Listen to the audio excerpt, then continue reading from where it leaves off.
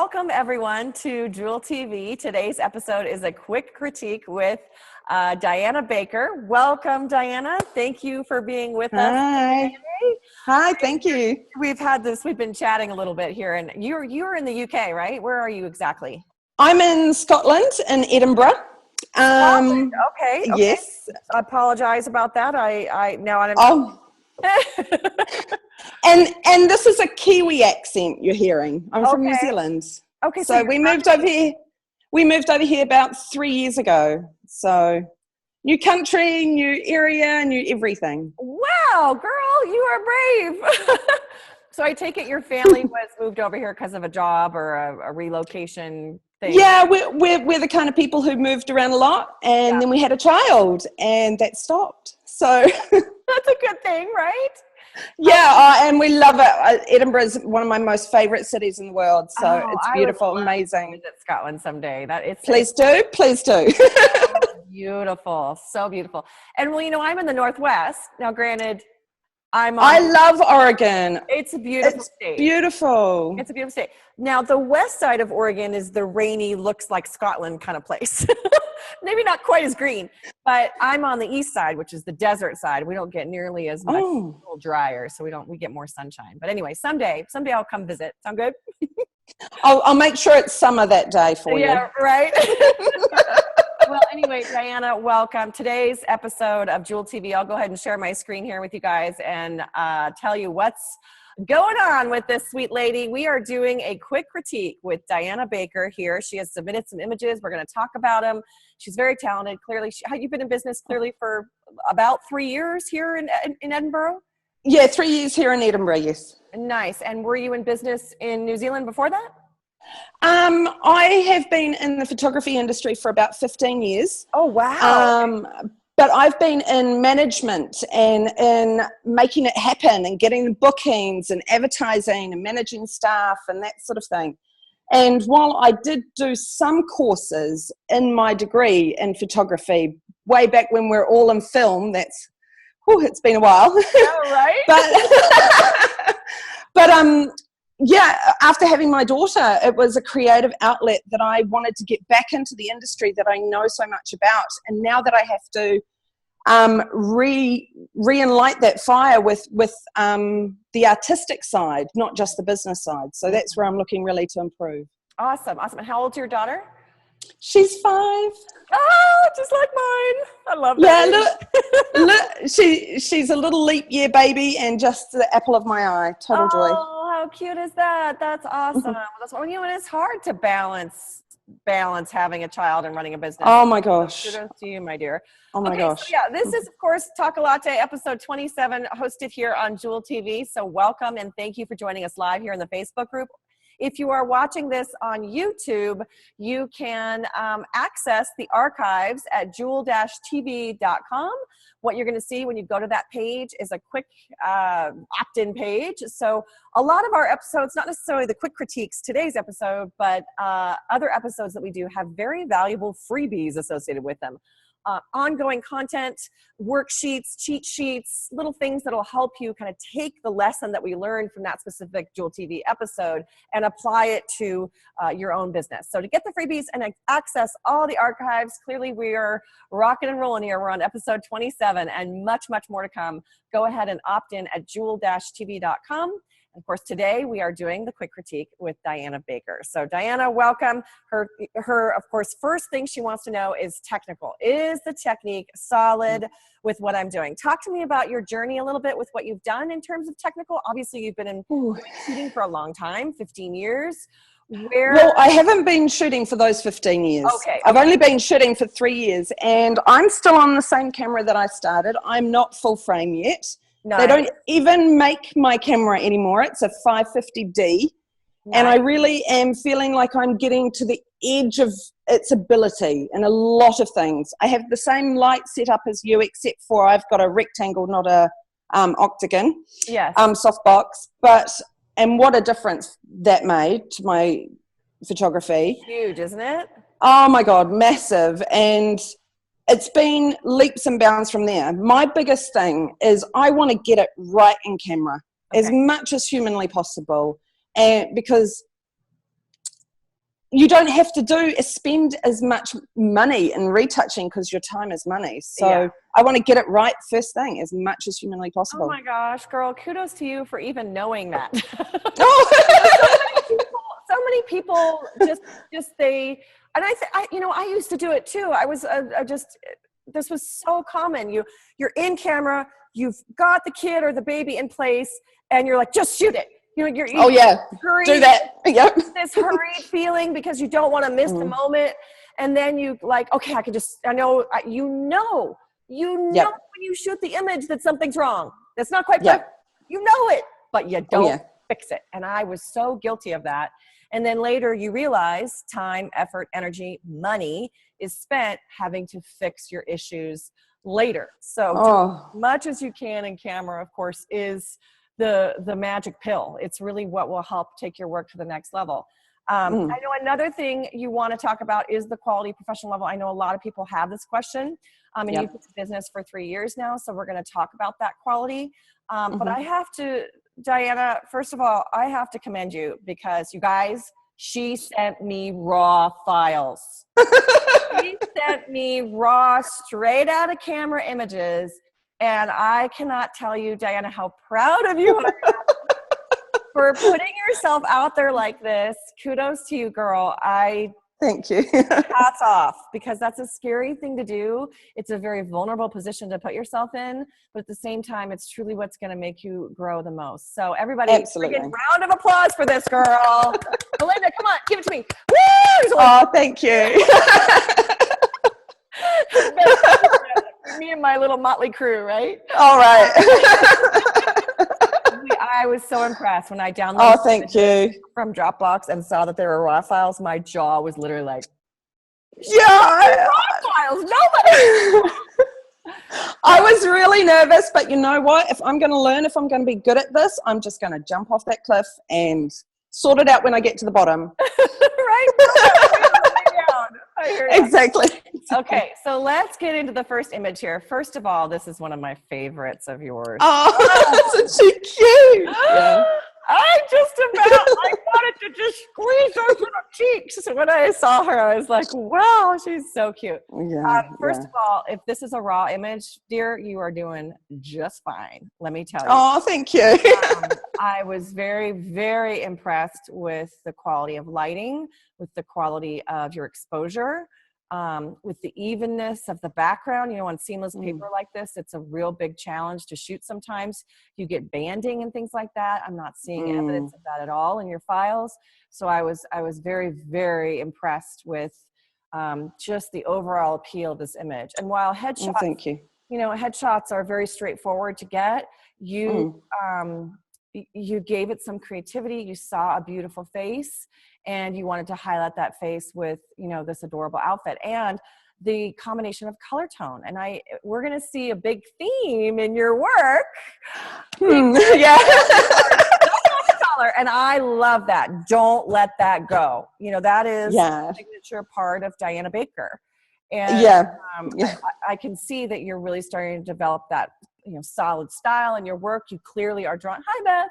You clearly are drawn to specific tones and tonality, and you've embraced it. And that's a brave thing to do, because so many people feel like they have to do all things to all people. And you have really figured out how to niche yourself down, not only in what you shoot and what kind of photography you do, families, newborns, and children, but also in the way your images look. And that right there is going to set you on a trajectory that's faster than most. So congratulations on that. Fingers crossed. Thank you. Lighting wise, we've got that nice, what is it? Like 10 o'clock catch light, which works out very soft lighting pattern across the face. In terms of critique, I kind of like the hat, her hat off skew. This is just personal opinion, but some people would tell you to like straighten it out on her face a little bit. But honestly, I like the casual, relaxed feeling. The bunny ears are relaxed as it is, so why make it like absolutely symmetrical on her face? So, first image here, I didn't really have much to say. Oh, thank you. And this one was actually shot in a back room of a cafe. Seriously. Now, with one, it looks like you have a softbox based on the catch lights in her eye. Did you bring? Yeah, I had my one light box that I have. I have the TD6 as you do, but I have a rectangle softbox. But that was in a back room in a cafe.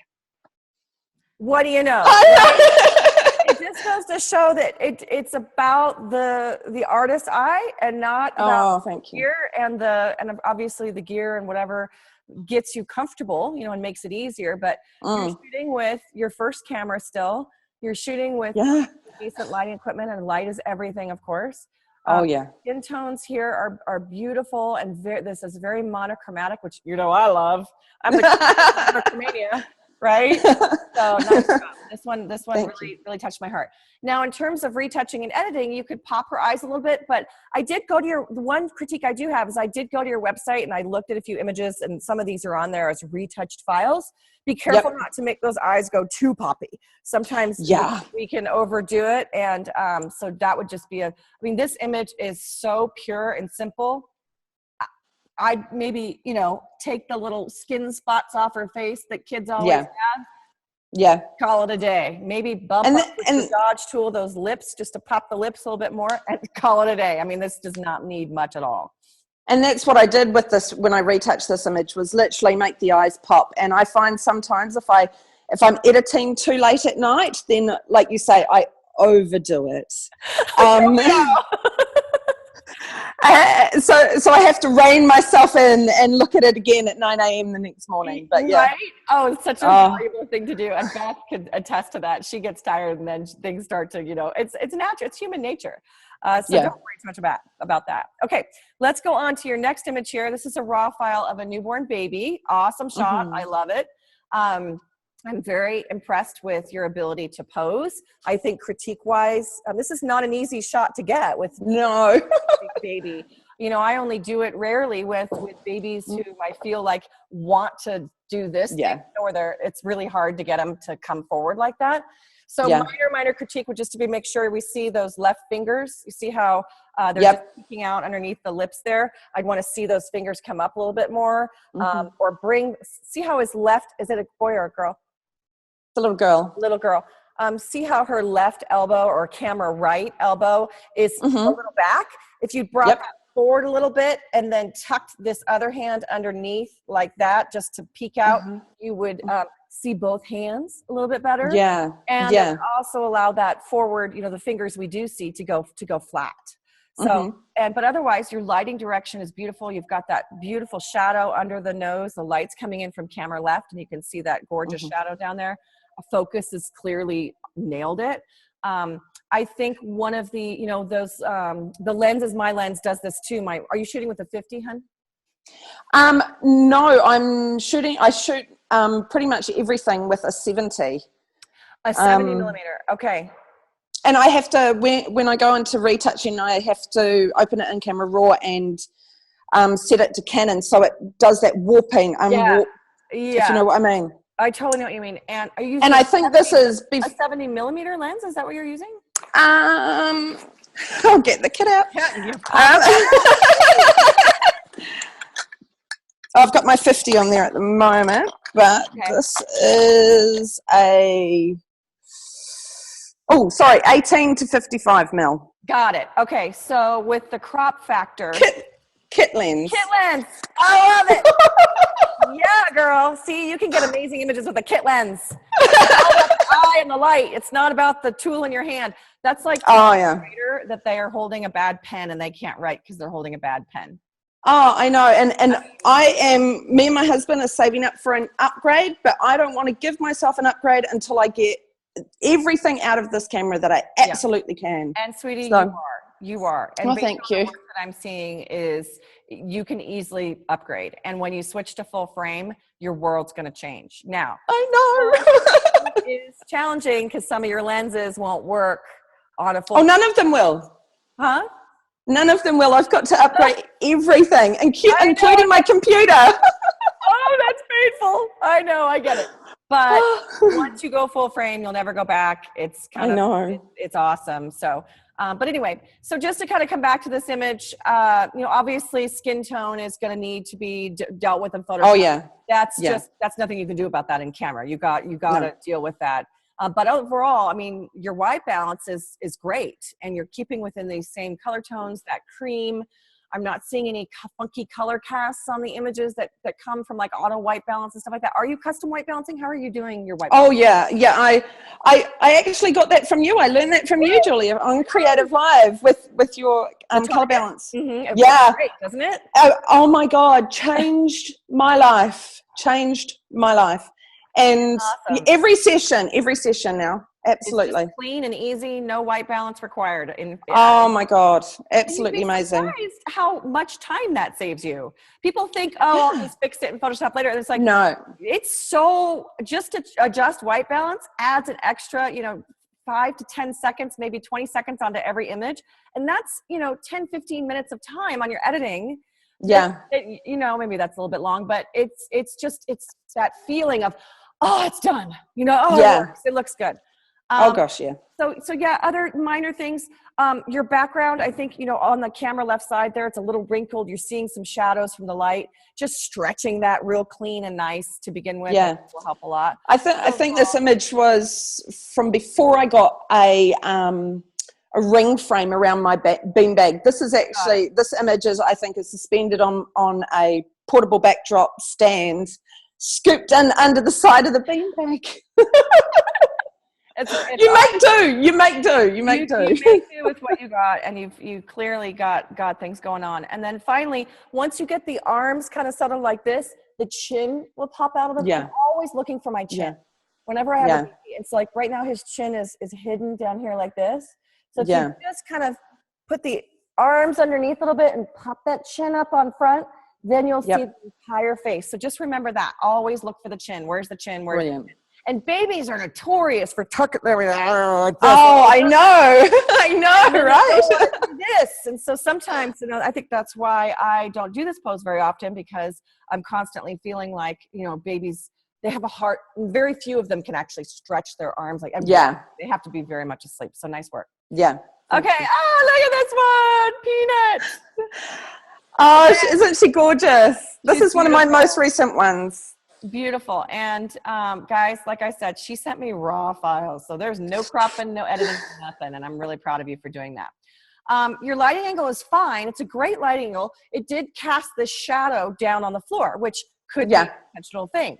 Try bringing your light to the side, as it, you know, so that the nose, you get the butterfly effect, the nose shadow, so that the catch lights would be on the top of the eyes rather than the side. This works too.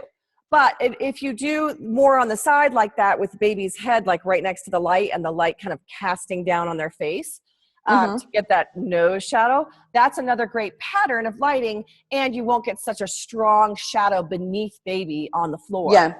It'll just be a little softer, and I mean, this is minor stuff that we're so more to a 90-degree angle rather than a 45. Like literally, you see where our video slot is in comparison to the image. Like literally, put the light right there, and just like you would with a standing subject or a sitting subject. And as long as baby's head is closest to the light, and you're going to probably want to bring the light around so that it's coming from the front, just a touch, like feather it at an angle. And that'll make the catch lights go in the upper part of the eye. The shadow will fall just beneath the nose right here, and you'll get a butterfly pattern on the baby's face, which will, you know, prevent that shadow below. Now, is this wrong? By no means, no. It's just a different way of lighting. It's a different way of dealing with things. Babies are soft and sweet, so a harsh shadow line underneath them on the floor isn't always as attractive as one that's just brushing across their face, and the shadow would fall on the camera left side of the baby rather than beneath them, if that makes sense. Yeah, and these are the 1% things that will make a massive difference. Yes. That I need to hear. So yeah, and you're at the point in your career where you see light, you understand exposure, you understand posing. Now it's time to like take the nitty-gritty detail and take your work to that next level. And these little tiny things will do that. But you've got great expression from this Peanut. Oh my gosh, she's adorable. The other thing that will help you, and I know we talked about this before when we went on the air, I can see that you have a short background, like a 54-inch, like the teeny tiny ones. Teeny tiny ones. And obviously having more room to work is going to be significant in not only your camera shooting, but also in your post. The other thing that I want you to do is I want you to pull your subjects further away from the background. So not a ton, just enough. And now granted, here's the caveat. Here's where you're going to run into problems. You're only using one light, right? Yeah. Yeah. So if what's going to happen is as you pull the subject away from the background's going to fall off in light, and you're going to get banding on your background because there's not evenness of light on the background. So just be forewarned. That's what I found. Yeah, it's scary. But once you start, and maybe this is a future investment for you, is to get lights that will evenly light your background. But when you can pull your subject off the background a little bit, it creates that depth in the image. Even on seamless paper, it does. Not as much, but even on seamless paper. And then also when you're lighting your subject, you won't get funky shadows falling onto your background. Yeah, I think I've sort of found the limit of continuous light, like I think that you have, where if you get a subject who is moving in any shape or form, forget it. Especially because with my non full frame camera, which is not very sensitive to light. Yes. Oh my gosh. So I think I'm looking at going a bit more with my lights, like you say. Yeah, and it's so fun to talk to you, Diana, because you're at this point in your career where you're literally about to soar into the next stratosphere.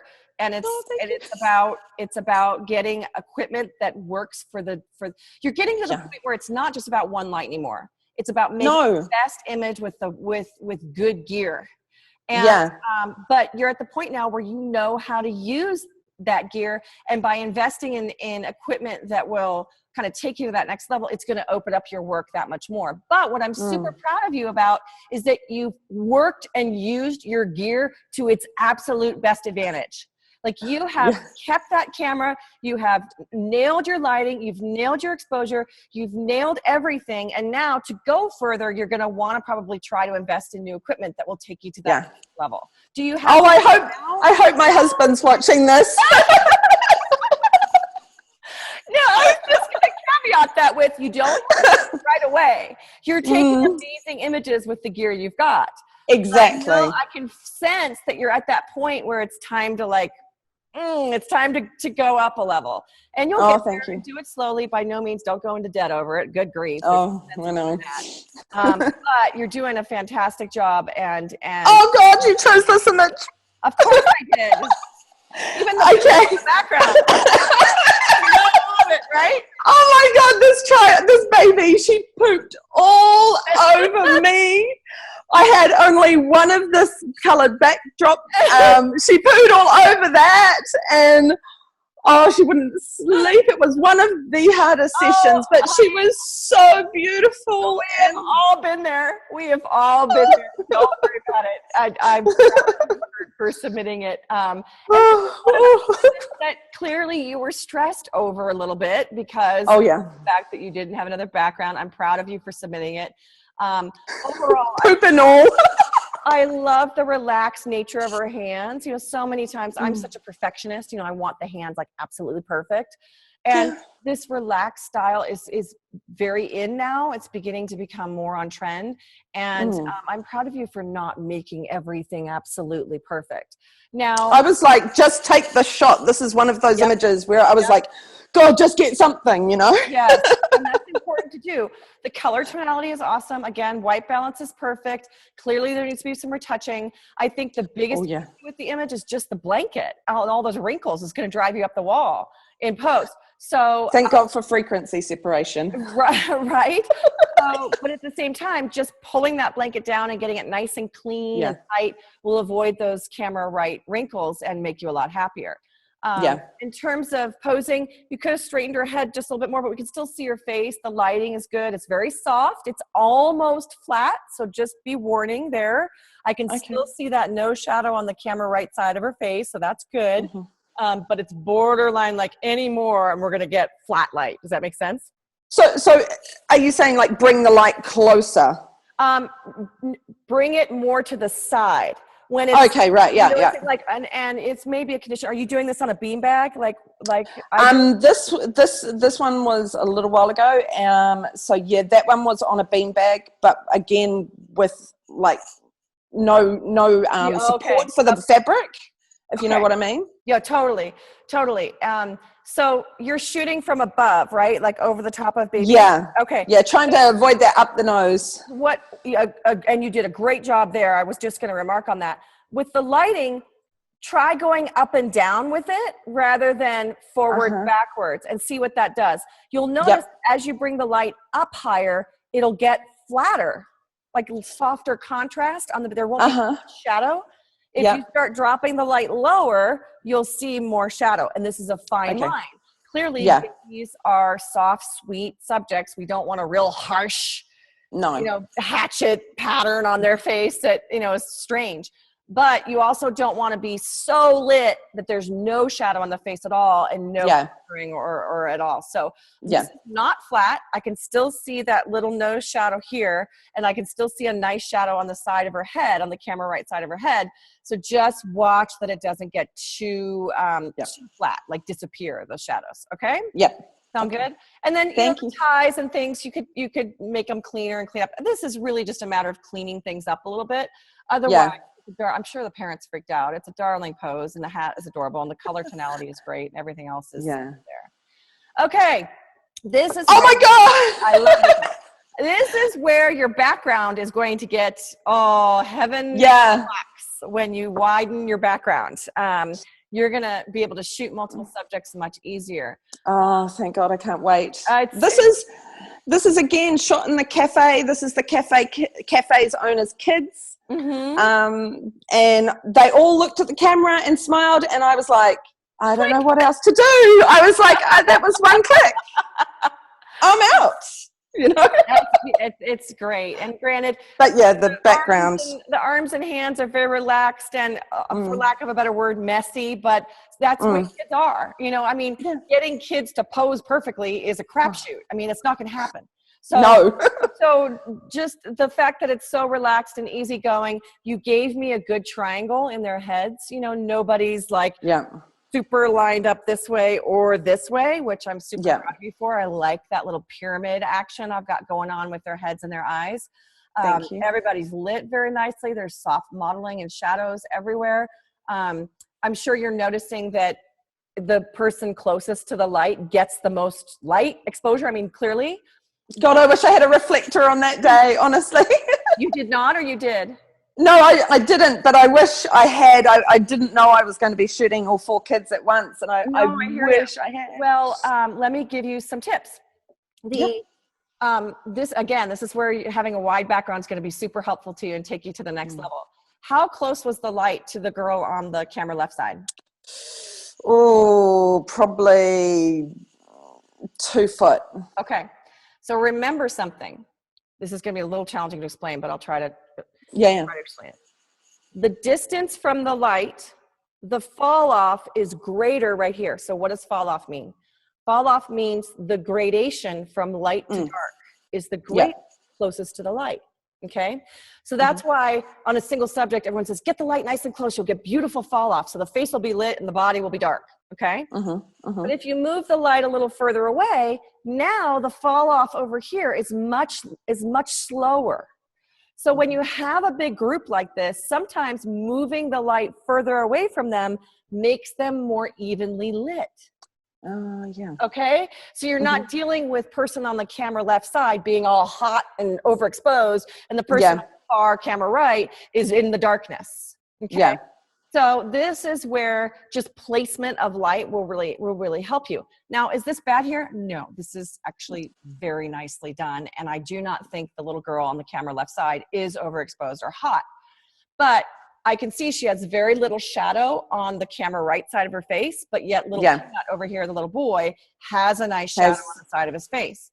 So, and so does the girl next to him. We get this gradation of shadow as we get further and further away from, that's the fall off. Okay. So if you move your light back just a little bit, it will keep the fall off much more even on all the subjects. And then you just open up your exposure a little bit more, and you're good. But I know with those continuous lights, one of your issues is keeping everybody on the same plane for focus, right? That's the tough points. Whereas with, I found with strobe is you can shoot at f/16, no problem, and everybody's sharp front to back. Okay. Yeah. But again, you lose that soft, pretty bokeh in the background. Now, do you need that on seamless paper? Nope. You don't need it on seamless paper, right? No. So this is one of those battles between continuous light versus strobe. Continuous light has its uses. I use it on my babies on the beanbag. Strobe I use with family and running around toddlers and groups of people because I know everybody's going to be sharp. It's going to be, I can capture that action with the strobe. Fast moving kids are not going to be an issue for high powered strobes and a synced camera. Okay.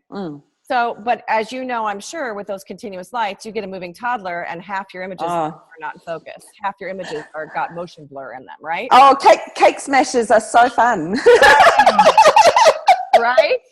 Oh my God, yeah. So, just think about over time, clearly not something you need to do now, but think about, hey, maybe I should experiment with strobes a little bit and see what that's like. There's some great companies out there that offer strobes that are for the entry level person who's just experimenting with strobes.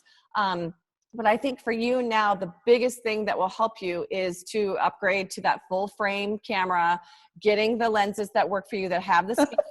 Because you are maxing out your gear right now. You're doing a great job. Oh, yeah. Things well exposed. You're doing the best you can with the equipment that you have. And not that you need to do it right away, but you'll want to think about that. I'd say in the next year of upgrading things and getting things, you're going to see your work go to that next point, if that makes sense. Okay. Thank you. Yeah. All right. Is this the last one? No, this one. This is my last one. So we're going to end with my second favorite. Okay. Hello. Can you get any cuter? Oh my God, I know. I wish she'd stayed 6 months old for the whole of her life. Yeah. Now, is this a raw file or is this retouched? I think that one's the retouched one. Is it the retouched one? I thought it was a little bit retouched. So, and beautiful. I would say. There should have been 2 files. I'm not quite sure whether they're 2 files, but yeah. I might have downloaded the wrong one.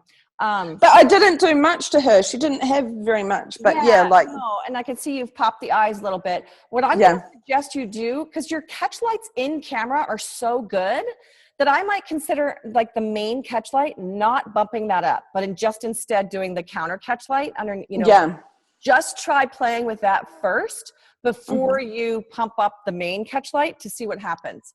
Because the main catch light can get overdone. And then, the eyes look beautiful, but they can be electrified. And again, Diana, this is a personal thing. I mean, it's up to you and your style. I'm not saying anything's wrong. There's nothing wrong. It's just, I want you to experiment and play around a little bit and train your eye to see what the parents will go googly goggly over. Does that make sense? Yeah. And that's what I've been trying to tap into. Good. But also at the same time, training your eye for what you love in terms of style. The coloring, as I'm sure viewers can see today, you have a very defined style. Love this creamy, warm color tonality. And did you get porcelain doll sort of thing? It looks like you might have and maybe it's just the feed and transfer, but it looks like you might have a little banding in that upper left corner, just a touch. So, yeah, I have suffered from banding in the past. I've sort of got it underhand, but after watching your video on banding, oh my God, I'm going to apply that to everything now. Like, I was just like, oh my God, where has this been all my life? Yes, and that's the previous episode of Talk a Latte. So that was amazing. Go to jewel-tv.com and opt in, and you can find that episode in there somewhere. But anyway, so that was it. Diana, you just did a great job. I love your work. You're definitely, and I think you feel it. You're at that transition where it's time to send your work to a new level, and your gear, while you're maximizing its use now, your gear is going to start to hinder you, and you're going to start to get frustrated because you can't do the things you want to do next. Oh yeah, so very much. Your husband is probably cringing right now. Oh, the poor boy. Anyway, For those of you, we're going to take some questions. I do believe, yes, we have a couple questions for you, Miss Diana. But in the meantime, before we do that, I am going to let those folks know who are watching on YouTube, of course, to join our Facebook group where we broadcast Jewel TV live. Go to facebook.com/groups/Julia Kelleher, and that will get you to our J Education group where you can watch these episodes live and ask your questions. And of course, to find me, these are the different places to find social media, the beast that social media is. Okay, so you did such a great job, sweetie. I'm so proud of you. Oh, thank you. Your work and what you're doing. Kudos. You're just doing a wonderful job. So let's go ahead and take some questions. Are you okay with answering a few questions? Oh, you're so good for my ego. Honestly, you've been amazing. Thank you. You said you're doing great, but I mean, there's things to work on. Everybody has things to work on, and I think I've highlighted some of those. It's minor stuff, but now it's time to you have mastered the gear you're using, Diana. Now it's time to break out of your shell a little bit. Yeah, something a little different. Get scary. And do things that will challenge you, and you'll create some bad images. I mean, we all do. Oh, yeah. But that's what forces you to grow and go further. So I'm just super proud of you for submitting raw files. I mean, that right there is just, nobody. Awesome. Okay. So Miggy, hello, Miggy, welcome. She says, what lighting system creates balanced lighting? Ooh, maybe we can both try to answer that, Diana. I think it depends on what you mean by balanced lighting. Really, it's not necessarily a lighting system that I would say, like a specific lighting gear. No. What I would say is the photographer's eye for manipulating the light. So and that's one of the reasons I love studio lighting is because it's so controllable. Like I can move that light wherever I want it, and it's truly the angle of the lighting, I think, that creates the balance. And you've been hearing me talk to Diana all morning about the position of her light, whether to feather it in front of the subject or put it right on the side of the subject, to raise it up, raise it down. Playing with that is what will help you create balance in your lighting, not necessarily a specific lighting system, whether it be strobe or continuous. Just to recap, both strobe and continuous have their advantages. Continuous light allows you to shoot at any shutter speed, which is awesome, and any aperture, which is awesome. So I can open up my aperture to 1.8 and shoot with continuous lighting, no problem, and get that shallow depth of field and beautiful out of focus backgrounds. Great for non-moving subjects. The minute you have a moving subject, the continuous lights that come in studio are just not powerful enough to be able to allow you to capture action quickly. So with that being said, that's where strobe comes in. Now, strobe is incredible because you have incredible power with your lights. You can, you have to shoot at a specific shutter speed for the most part. Now, the Pro Photo lights that are coming out, the D2s and the B series, they will do what's called high speed syncing, which means you can shoot at any shutter speed. And if you think about it, if you can shoot at any shutter speed, that means you can shoot at any aperture, right? Because you have full control of the exposure triangle, aperture, shutter speed, and ISO. Most standard strobes and the strobes that I have here they don't high speed sync. So what that means is I have to shoot at the sync speed that my camera is designed for, and that is 1/200th of a second. I cannot shoot any faster than that. If I try to shoot faster than that with a strobe, I'm gonna get that black line at the bottom of my images, the big black hole thing. So I have to shoot at 1/200th of a second. I can only go down so far in ISO. So my only thing that I can control with strobe is aperture. So with that being said, strobes are extremely powerful. So, I mean, on my Pro Photo D1 Airs, I can really shoot at f2, f2.5, and that's about as low as I can go in power. What I love is shooting at like f10, f16, where I get that sharp focus from front to back. And because the strobe fires off a flash, that flash is what's capturing the action. So I'm gonna get sharp, clean, crisp images, no matter if a kid's jumping around or not, okay? So that's the difference mainly between strobes and continuous. They both have their purpose and they both are awesome, and I have both here in studio and love them for different reasons. Okay, Sonia asked, what kind of continuous light does she use, and does she use a modifier? Will you explain again, Diana, what you use? At the moment, on the video, I'll just turn it around. At the moment, I have a TD6, the same as what by Westcott. shipped over from America. I was like, I'm going to have, because they don't really do too much continuous light over here in the UK. I was like, I'm going to have what Julia's got. Sorry. I was like, I'm not even going to chance it. I'm just going to do what she says. But this is actually a kit set that you can get off Westcott in America, the TD6, and this is the rectangle softbox that you get with it. Okay. Do you know how big it is? Do you know what the size is on the softbox? Ooh. It looks like not often. It's probably okay. I'm going to talk in meters. I'm sorry. It's a meter by probably 45 centimeters across. Okay, so it's 3x4, like a 3x4 softbox. Yeah, that's something like that. Yeah. Yeah, and I'm terrible with my numbers.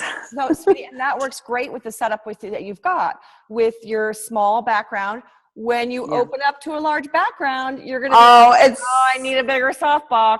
So exactly, and this is what I'm really scared about, because I got my first full background. Yay! I'm so scared about using it because, like you say, my little my little softbox is not really going to cut the mustard, and I'm going to get the darker shadows, natural vignettes. Yeah. But I have banding. It'll give you a lot of banding. a lot of banding.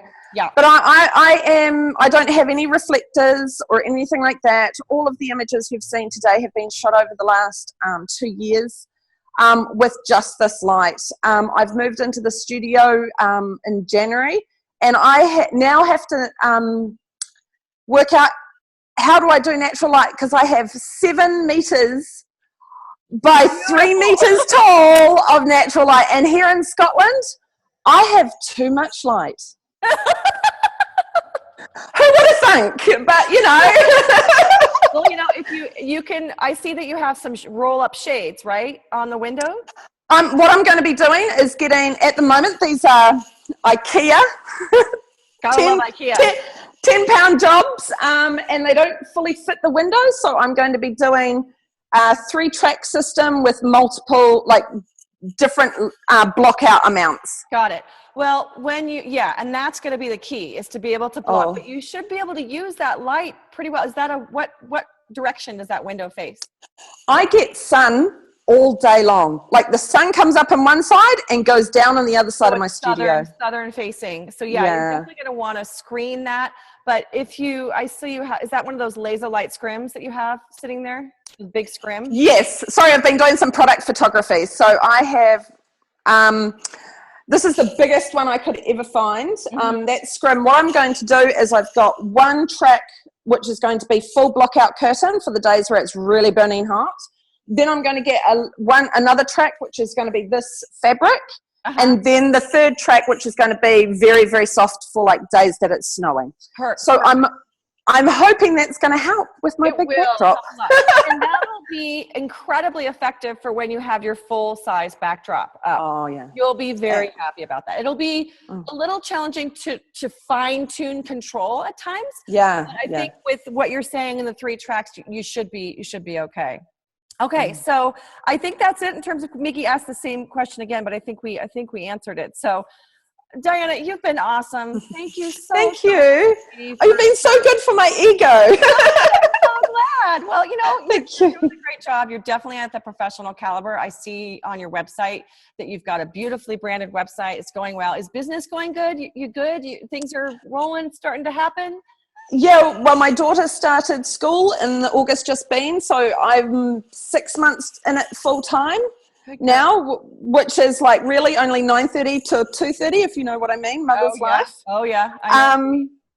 But I'm working it. I'm hustling. You're committed. That is so awesome. Well, the talent is most definitely there, my dear. Oh, thank you. Good luck. Keep at it. I know you're going to do nothing but grow. And for those of you watching, we'll be posting this quick critique in the archives on jewel-tv.com, so you can watch it again there. And by all means, thank you for watching today. I hope that by Diana putting herself out there with raw files and talking about lighting and things like that, that it helps some of you out there as well. So Diana, thank you so much for being such a willing participant and helping others too. Okay? My pleasure. Thank you, everyone. Go out, conquer, have a great week, and we'll see you again next time. Bye-bye. Bye.